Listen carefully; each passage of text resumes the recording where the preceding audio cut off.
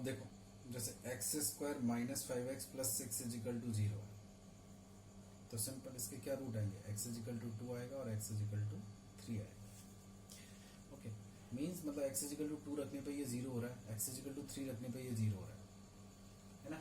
तो ये जीरोज हो गए, इसके रूट्स हो गए। तो ये जो एक्सप्रेशन है ये इक्वेशन है, इसको हम क्या बोलेंगे, ये इक्वेशन है। और ये अपने जीरोज पर जीरो हो रहा है, मतलब सेटिस्फाई कर रहा है।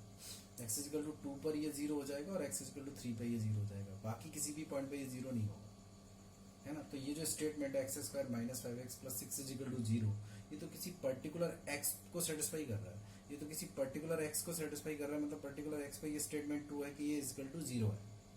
तो ये तो इक्वेशन हो गया। तो इक्वेशन अपने रूट्स को सेटिस्फाई कर रहा है, अपने जीरोज को सेटिस्फाई कर रहा है ना। तो जैसे अब मैं बोला कि sine square x plus cos square x is equal to 1, sine square x plus cos square is equal to 1 है। तो यहाँ पे तो एक्स का कोई भी वैल्यू रख सकते हैं, तो एक्स का वैल्यू कुछ भी रख सकते हैं, माइनस इन्फिनिटी से इन्फिनिटी कोई भी वैल्यू रखोगे तो ये तो सेटिस्फाई करेगा। तो ये इस टाइप का जो एक्सप्रेशन है ये आइडेंटिटी है। ये जो स्टेटमेंट है which is true for all real value of x, but this is true for only two values, x is equal to 2 and x is equal to 3। तो this kind of expression, this kind of statement, है ना, this kind of relation is equation and this is identity. Okay, अच्छा, अब suppose कि हम बोलकर आए कि n डिग्री का जो पॉलिनोमियल इक्वेशन होता है that has exactly n roots. 2 degree का पॉलिनोमियल इक्वेशन है तो उसके 2 रूट्स होते हैं, ठीक है। 3 डिग्री का पॉलिनोमियल इक्वेशन होगा तो उसके 3 रूट्स होंगे। 10 डिग्री का पॉलिनोमियल इक्वेशन है तो उसके 10 रूट्स होंगे, है ना। अब सपोज कि तुमसे ऐसे बोला जा रहा है कि ax square plus B x plus C is equal to 0, ये कोई एक्सप्रेशन, मतलब ऐसे बोल दिया गया कि पहले ये इक्वेशन इक्वल टू 0 बोल दिया गया, हैज मोर देन 2 रूट्स, ऐसा कोई स्टेटमेंट दिया गया, इस टाइप का कोई एक्सप्रेशन दिया जा रहा है, फिर बोला जा रहा है कि it has more than 2 roots. तो ये तो पॉसिबल ही नहीं है। इक्वेशन तो 2 रूट्स है, अगर ये क्वाड्रेटिक इक्वेशन है तो इसके तो 2 रूट होने चाहिए। अब अगर ये बोला जा रहा है कि 2 से ज्यादा वैल्यू ऑफ एक्स इसको अगर सेटिस्फाई कर रहा है तो ये तो फिर इक्वेशन ही नहीं है। तो ऐसा कब पॉसिबल है, ऐसा तो फिर तब पॉसिबल होगा जब ये आइडेंटिटी की तरह ट्रीट होगा। क्योंकि जब ये आइडेंटिटी की तरह ट्रीट होगा तो मोर देन 2 वैल्यूज को ये सेटिस्फाई कर सकता है। इक्वेशन के फॉर्म में तो ये 2 वैल्यू की ही सेटिस्फाई करेगा, बट अगर ये आइडेंटिटी की तरह ट्रीट होने लग गया तो फिर मोर देन 2 वैल्यूज ऑफ एक्स को सेटिस्फाई कर सकता है।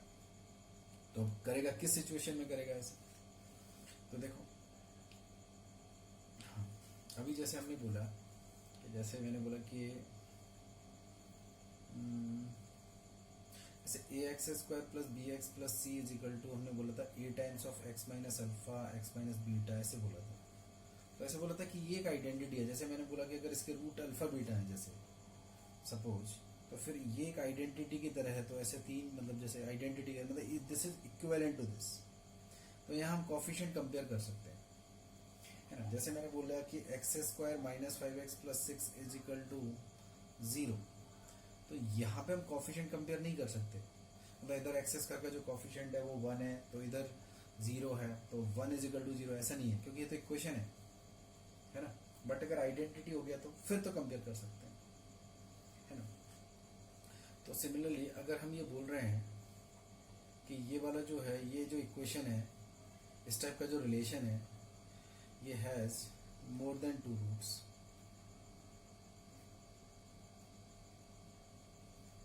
और अगर मैं बोल दूं कि एक्स एज एन आइडेंटिटी,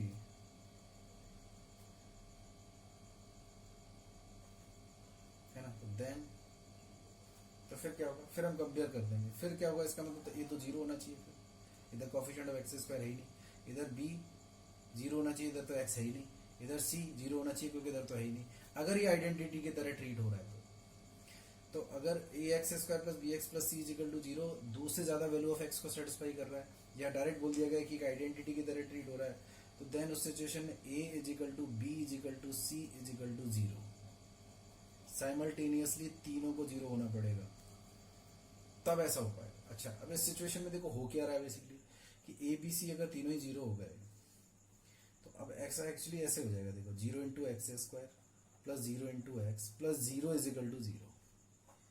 देखने में बड़ा अजीब सा लग रहा है, बट देखो इस सिचुएशन में क्या हो रहा है कि अगर हम बोल रहे हैं कि दो से ज्यादा वैल्यू ऑफ एक्स को सेटिस्फाई कर रहा है या आइडेंटिटी है, तो सिचुएशन कुछ इस तरह का बन चुका है कि 0 into x square plus 0 into x plus 0 equal to 0।